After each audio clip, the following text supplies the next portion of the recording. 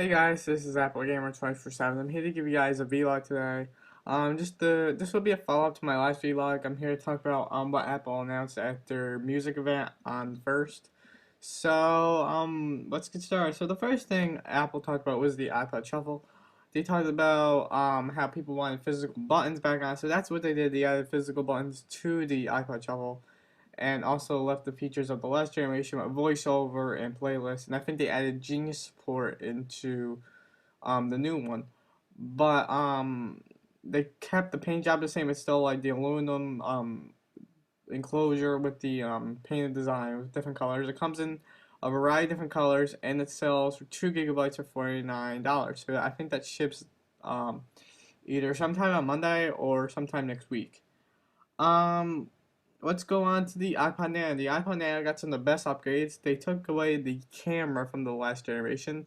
Apple found, I guess in my opinion, Apple found that people aren't using the camera because they more want it on an iPod Touch or they were using their iPhones or a Flip Mini HD.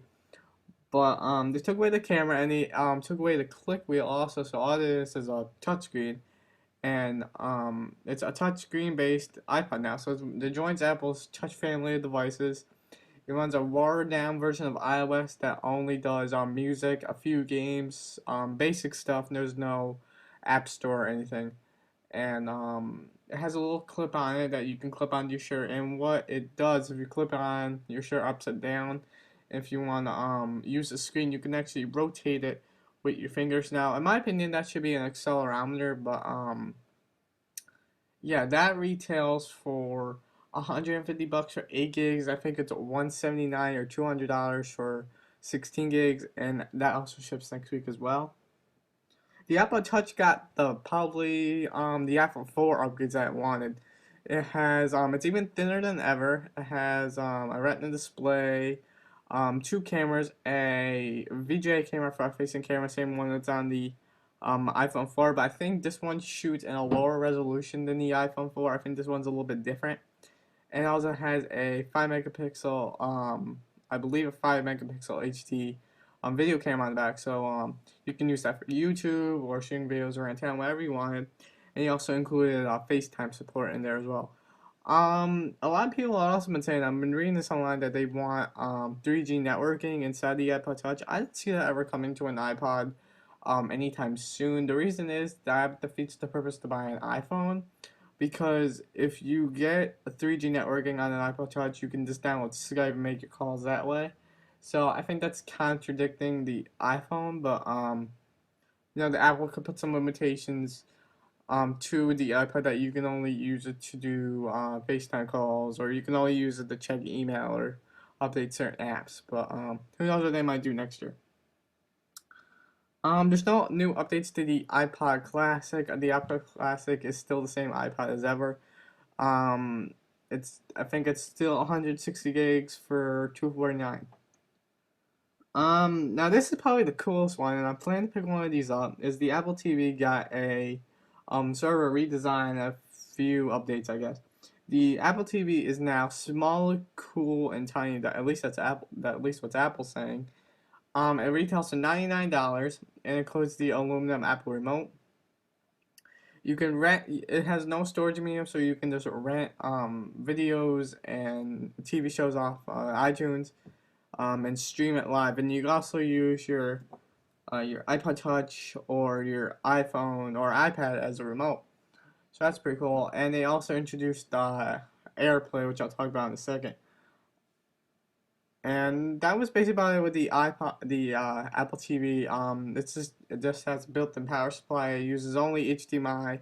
The only resolution it goes up to is 720p, which I think isn't really that bad because I know 1080p TVs are cheap, but I think Apple's on my iTunes using the online streaming only can support 720p. So you have to give and take a little bit for the new Apple TV.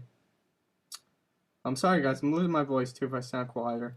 Also, the Apple TV also has 99-cent box and I believe ABC TV show rentals. It can also stream content from Netflix. Um, Now here's a new one. The iOS 4 for iPhone and iPod Touch will come out next week. That will fix the proximity sensor issues in the iPhone 4, the Bluetooth issues inside, I think, both devices, and also gives a little bit more stabilization to the iPhone 3G in case those people are having iPhone 3G issues. And I have experienced iPhone 3G issues with my dad's iPhone 3G, but I think that new update should help a lot with that. Also, Apple did give you a little bit of a sneak peek of iOS 4.2 for iPad and iPhone and iPod Touch. It mainly focused on the iPad because the iPad version is gonna have all the features of iOS 4. It's gonna have wireless printing, which is a big feature in my opinion. Because when I get my iPad, I won't be able to take it to school, hook it up to a network, and actually print. Because there's actually printers that I could actually print to, and also I can print from home and stuff like that. But there's also wireless printing for iPad, multitasking, and AirPlay. Now, I talked about AirPlay in the Apple TV. Now, what AirPlay is, it's sort of like AirTunes, if you're familiar with that. AirTunes is, for those who don't know, is Apple's way that you can stream music off your airport base station device. So you can play music in one room and have it streamed all over the house. So what that it does now is that it does not only music but photos and videos, and you can stream it to an Apple TV, and I believe Apple TV, another computer, I think a bunch of computers, and I think some iPhones, but I'm not really that sure. So that's what basically what AirPlay is. And finally, the last one is iTunes 10. Apple just updated iTunes to the 10th version, and I have to say it is pretty cool. It's right here. I will give you guys just a little tour since I'm here. So if you go into the store here, store got I think got a little redesign. I think the buttons got a little bit more rounded, and it does look a little bit better. And then the newest one is Ping. So if you guys want to follow me, you can click here. Ping is like Apple's social media service for iTunes. So you can post your favorite albums here and have people follow you and just your recent activity. So it's basically Facebook for iTunes, I guess. So yeah, let's go over here. So yeah, that's basically about it. Now, besides the Apple stuff, just random video updates I have going on. I'm planning to shoot my room tour video, either tonight or tomorrow. I have some other videos lined up. I'm not sure I'm gonna do them. I'm not sure if I'm gonna do a review of the case for my iPhone because I'm not really sure if people want to see that or not. If you do, just post it. Post something down in the comments. I'll make a video on it or something. But other than that, that's basically all the videos I had for a while. I start school on Tuesday, and I'm gonna be getting into a tighter schedule for making videos. But other than that, anyway, guys, I'll see you guys in the